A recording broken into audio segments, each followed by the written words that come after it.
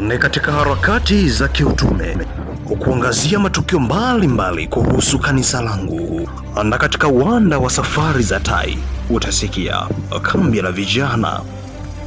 jimbo la Mto Simiyu katika viwanja vya kanisa la Waadventista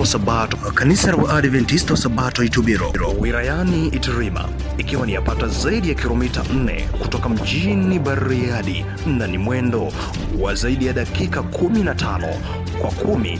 mita kwa sekunde ukulia mwa barabara iendayo Maswa,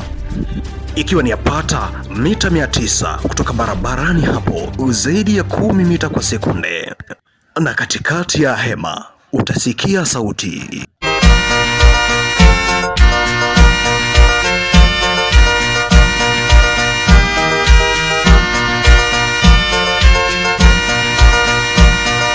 Ni kambi la vijana jimbo la Mto Simiyu ambayo makao makuu yake ni mjini Bariadi,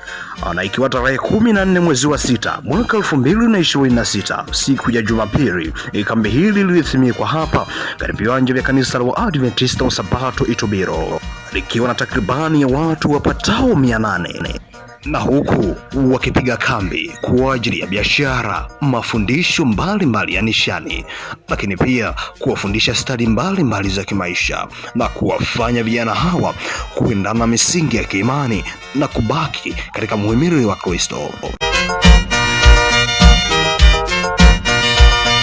Sambamba na vipindi mbalimbali ambavyo vimekuwa vikitukia hapa kambini, kambi hili limekuwa likitembea katika moto usemao kutembea katika kweli, ama moto wa kimkakati ambao unawafanya vijana kuimarika kiroho na pamoja na kuunda jeshi kubwa kwa ajili ya utume.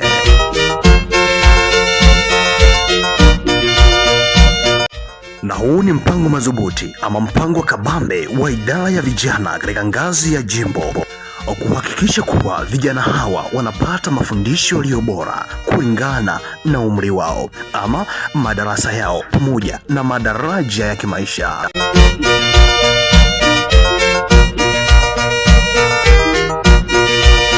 Na tukiachana na habari za muonekano wa kambi hili,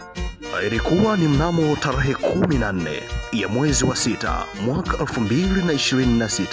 kambi hili lilianza, ikiwa ni siku ya Jumapili, na huku ulikiwa na takribani ya watu 450,